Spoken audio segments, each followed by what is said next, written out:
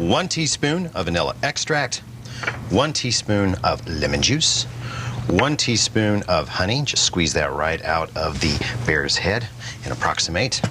About 1/4 teaspoon of salt, a few grinds of pepper, 1/2 cup of plain yogurt, and 1/4 cup of mayonnaise. Stir to combine. There, and I think a little more black pepper would be a good thing. Now, this is our fruit salad that actually stays nicely on the fork. It tastes fabulous. Could be a dessert. It could be, heck, it could be a meal by itself. It could be a salad, whatever you want. And if you keep it covered, it'll keep for up to a week in the refrigerator. This is delicious. I'm going to call Sid about this one. He's going to love this. A salad? Oh, that's great! Yeah, a small offbeat dish that'll reintroduce vanilla, but Joey's got range. I can dig it. But baby, we gotta pull out the big guns. We need a mainstream blockbuster. Original yet familiar. Unique but accessible. I'm thinking dessert. What do you got? Oh, creme brulee. Oh, ooh la la. Perfect, yeah. It's sweet enough so the kids can dig into it, but sophisticated so the parents will love it. Oh, I knew we were on the same page. We're like two minds beating as one. Make it happen. Ha! You look fabulous. Look at you. To make creme brulee, we will have to split and scrape 1 vanilla bean. Is there a better way to do it? I think so. Here's how. Position your bean on the board, hold your knife thusly, and place the tip right in the middle, facing away. And use your finger as a guide, and just pull the bean across the blade. Notice that I inserted the knife midway through the bean, and I'm going to do the same going this way. And just pull the bean across the knife. That way you get 2 nice equal sides like that. Now, as far as getting the pulp out, turn the knife over and work one side at a time. Again, just going to pull the bean across the back of the knife. Run through the other side. Next step, bring 1 quart of heavy cream just to a simmer with our vanilla inside. Now, you could do this in a saucepan or stock pot, but I like to use an electric kettle. I keep one around just for this kind of thing. If you do choose to go with the electric kettle option, make sure you turn off the kettle before the cream comes to a boil, or you'll have a nasty cleanup. Let this steep for 15 minutes.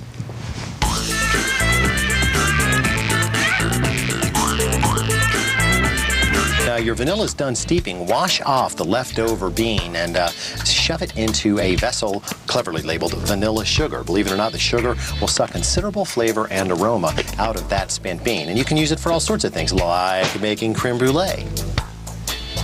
While the cream cools down a little bit, we'll turn our attention to 6 egg yolks. You want to whisk those until they are very light in color, and then you'll slowly drizzle on 1/2 cup of sugar, vanilla sugar if you've got it, and that's 3.5 ounces. Time to temper. Slowly, very slowly drizzle the still hot cream onto the eggs, whisking continuously. This will keep them from curdling, of course. Then pour them back into something with a pour spout. In this case, I'll use my electric kettle. Now, we turn our attention to a 325-degree oven. Add your favorite roasting pan and put a tea towel in the bottom of that. It'll prevent these 6, 7 to 8 ounce ramekins from scooting around while they're being maneuvered.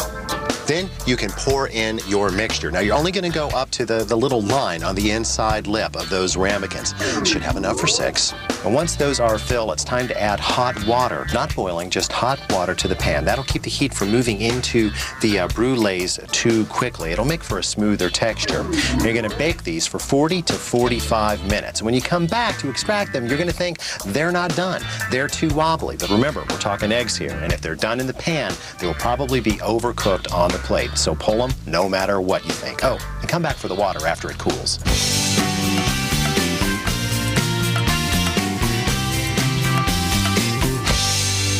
Being a male, I love creme brulee, not because it tastes good, but because I get to burn up something when I make it. Now, there are a lot of small torches on the market, some of which are actually designed to do fine soldering and brazing work, but the rest of these are little more than glorified butane lighters that are hard to fill and grotesquely underpowered, not to mention grotesquely overpriced. Besides, I can go down to the hardware store and get me one of these. This is serious firepower, a nice big tank that'll last you forever, and look, safety on and off.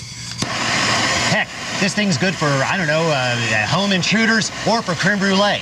Let's get it on. Oh, but before that, make sure that if you have one of these tanks in your house, you have one of these tanks in your house. Capiche? Now, I like to use an overturned plate as kind of a firing platform. Just park your brulee there and then sprinkle on some sugar.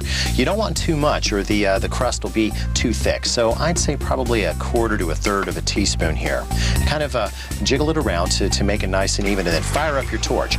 Point straight down into the center and use little circular motions just until you see the sugar start to melt and boil. And that's when I pick it up, right about there. Now pick it up and start turning it. Don't worry, you're not going to burn your hands. Just hold the torch right in the middle and rotate the brulee. This lets the liquid sugar kind of rotate around to make a nice even disc. There. And of course, this will have to cool for a couple of minutes, but you don't want to wait too long to serve it, or the sugar will get mushy. Now, if we have our shell right, when you break it, it'll sound like this. Sound guy, bring that thing in closer. There you go. Listen. That's it. Thanks, guy. No, you can't have any. Oh. Hey, B, this is fantastic. You are a genius. Oh, thanks. Now we just have to come up with an even more brilliant dish. We do? Yes, for the sequel. We have to strike while we're hot, make them back to back, like Back to the Future. I'm thinking vanilla creme brulee and shallots. You know, I'm sure he's really tasty, but maybe this time we should just leave the recipes to me. You're the professional. Thanks. Jules, stop the car! Mr. Brown is getting out here. We're still a mile from my house. You could use the exercise. The camera really does add 10 pounds, you know. Okay. Excuse me, I guess. Sorry. In your case, 15. When included in a poaching syrup, vanilla has an uncanny ability to heighten and frame subtle, sweet flavors. Let's make one, shall we? Into a heavy saucepan, pour 1 750 milliliter bottle of white wine. I prefer a Viognier or a Riesling. Add a cup of water, about 5 ounces of sugar, vanilla sugar if you've got it. It's about 3/4 of a cup. 1 whole vanilla bean, split and scraped. You're going to let that come to just up to a simmer over medium-high heat.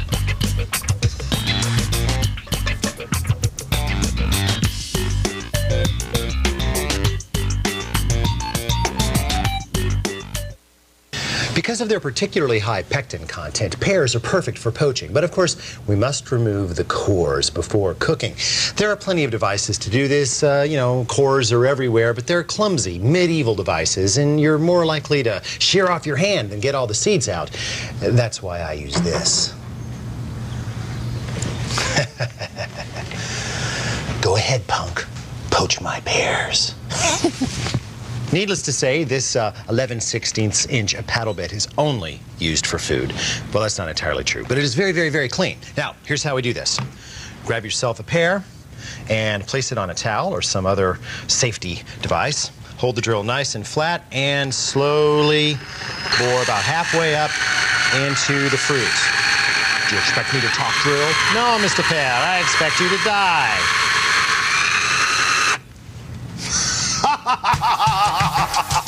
And if that wasn't torturous enough, time to be slowly cooked in boiling syrup. Actually, it shouldn't be boiling, so we're going to reduce that to just so it's barely rippling, and then slowly lower the pears in using their handy stems. There, the liquid will come up almost to the top, but not quite. That's fine. They'll kind of soak up. We're going to let those stay covered for 30 minutes.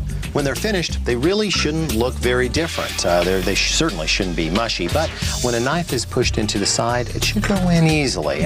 Now, let these cool just on the counter for about half an hour. You'll be surprised how much they will firm up in that time, which is a good thing. Now, we will turn up the heat and let that cooking liquid reduce for 20 to 25 minutes, or until it's down to about a cup of golden brown elixir. Stashed in the refrigerator, your pears will last 2 to 3 days if they're covered with plastic. Once it's cooled, the syrup can go into a squirt bottle and it'll keep for over a month.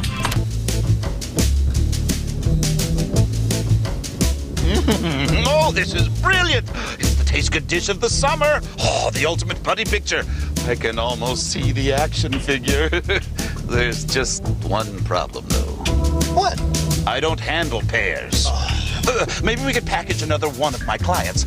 What do you say to vanilla and cauliflower? I say it's time for me to get out. Jules, stop the car! Jules, speed up!